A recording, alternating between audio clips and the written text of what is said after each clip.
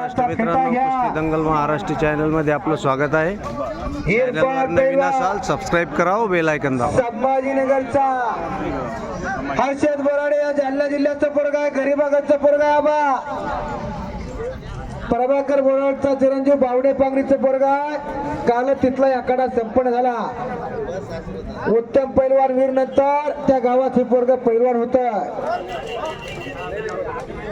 आबा जिथं जातात तिथं सदा हाताने मदत करतात, बक्षीस देतात. आबा पैसे सगळ्याकडे असतात, परंतु इथं दिलेल्या पैशाला बक्षीस म्हणतात आणि बक्षीस देण्याचं काम खऱ्या अर्थानं आबा प्रत्येक ठिकाणी करतात. ही खऱ्या अर्थानं आबांची ख्याती आहे.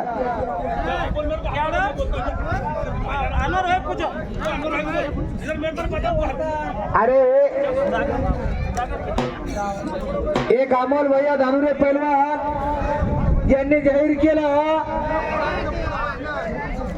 येणाऱ्या निवडणुकीत ताजा विजयश्री झाल्यानंतर सर्वात मोठे खासदार केसरी किताबाची स्पर्धा जालन्यात घेणार.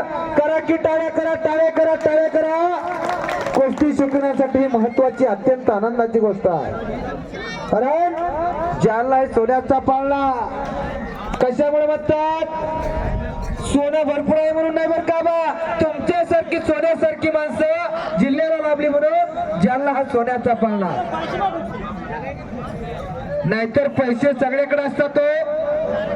कोण कुणाच्या खिशातले पैसे बघत नाही, कोण कुणाचा बँक बॅलन्स बघत नाही. आणि माझ्या उत्कृष्ट कम्युनिटीसाठी गुप्त पद्धतीने दान देण्यात आलेलं आहे.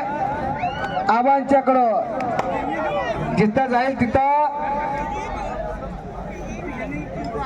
आणि सन्माननीय कैलास पंडितरावजी उभाळे पंचायत समिती सदस्य तथा विविध कार्यकारी सोसायटीचे चेअरमन, याचबरोबर यशोदा कैलासराव उभाळे माझे जिल्हा परिषद सदस्य जालना यांच्याकडून सुद्धा माझ्या उत्कृष्ट कमिटीला 1000 रुपये बक्षीस झालेला आहे. मी आपला मनापासून धन्यवाद आहे. करार मेगावले सुनील मोठे आखडोतिया, विका दुधारे, शैलेश बिनिवाल आपली चिठ्ठी घेऊन जा. शैलेश बिनिवाल विका दुधारेची चिठ्ठी 2500 रुपये ना. कन्हैया वस्ताद बघा आपण आखडोतिया दयानंद भक्ता सरांचे आगमन झालं. आपण आखडोतिया मानाचा तेवढा फेटा बांधून घ्या. गोपाळजी काबली यांच्याकडे ते सुद्धा आकड्यात आलेले आहेत. आपण जरा आकड्यात या. आपला मानाचा सत्कार समारंभ कुस्ती कमिटीच्या वतीने करण्यात येणार आहे. डॉक्टर प्राध्यापक दयानंदजी भक्तसा आपण आकड्यात या. आपला इतोचित मान सन्मान मूर्तीच्या कुस्ती कमिटीच्या वतीने करण्यात येतो.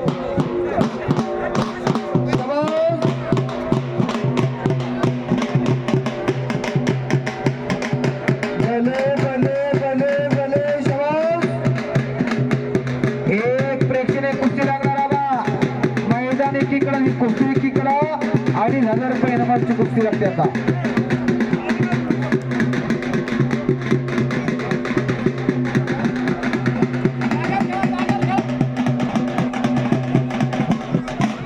आखाड्याचे मान्यवरांचा आगमन व्हायला.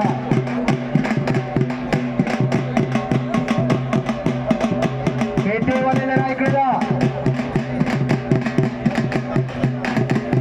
मानाचे तेवढे पेटे घेऊन आकडे होतील. मानाच्या मानकऱ्यांना पेटे अधिक शोभून दिसायला लागले. तो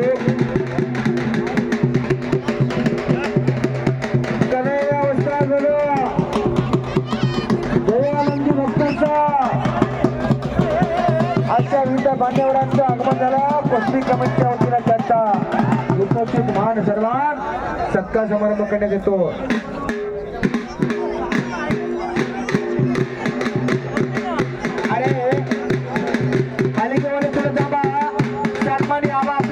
व्यक्त करणार आहे याची जरा नोंद घ्या. आबा 2 शब्द आपले मनोगत व्यक्त करणार आहेत, घराची नोंद घ्या.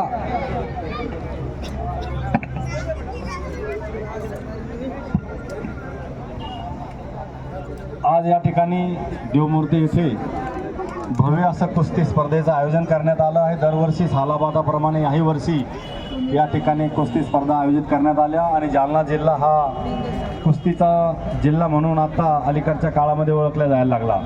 आत्ता आयोजकांनी सांगितलं की कोल्हापूर हे आपल्या जगामध्ये प्रसिद्ध कुस्ती आणि मल्लांसाठी, परंतु जालनासुद्धा कोणत्याही क्षेत्रात कमी नाही. कुस्ती स्पर्धासुद्धा आपण जालन्यानं आघाडी या ठिकाणी घेतलेली आहे आणि संपूर्ण महाराष्ट्रातून आणि मराठवाड्यातून या ठिकाणी मल्ल आलेले आहेत. निश्चितच या सर्व मल्लांना मी जालनावासियांच्या वतीनं या ठिकाणी मनपूर्वक शुभेच्छा त्यांना देतो आणि त्यांचं नाव अशाच पद्धतीनं संपूर्ण महाराष्ट्रामध्ये गेलं पाहिजे. आत्ता अगोदरचा जो डाव होता या डावावरच आपल्या देशाला ऑलिम्पिकचं पद त्या ठिकाणी पदक मिळालं होतं आणि पैलवान योगेश्वर दत्तांनी आपल्या देशाला तो एक मानाचा तुरा त्या ठिकाणी रोवून दिलेला आहे. मी अधिक वेळ न घेता या ठिकाणी जमलेल्या सर्व बांधवांचं मनपूर्वक स्वागत करतो.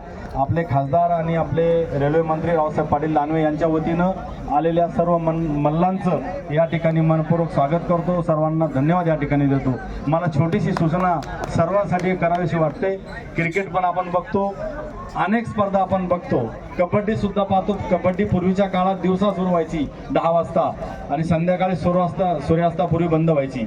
तसं कुस्तीला तुम्ही 2 तास नाही 10 तासाचा वेळ द्या, पण अंतिम वेळ ही डिक्लेअर झाली ना तर त्या पद्धतीनं मल्ल अगोदर येतील.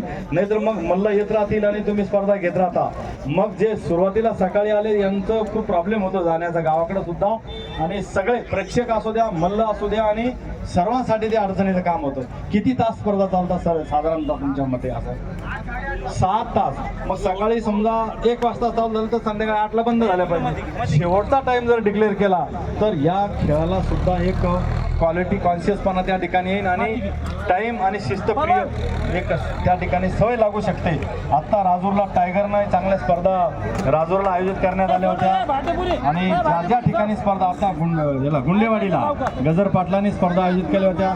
शिवा पैलवान ज्या ठिकाणी जाणार नाही त्या ठिकाणी स्पर्धा होणार नाही. एक समीकरण बनलेलं आहे. शिवाजी पैलवान शेळके आणि सर्व देवमूर्तीचे सुद्धा अनेक मल्ल या ठिकाणी आहे आणि जरी कोणी मल्ल जरी नसला पण स्पर्धा आयोजित करायच्या ही त्यांची खूप मनापासूनची आवड असते.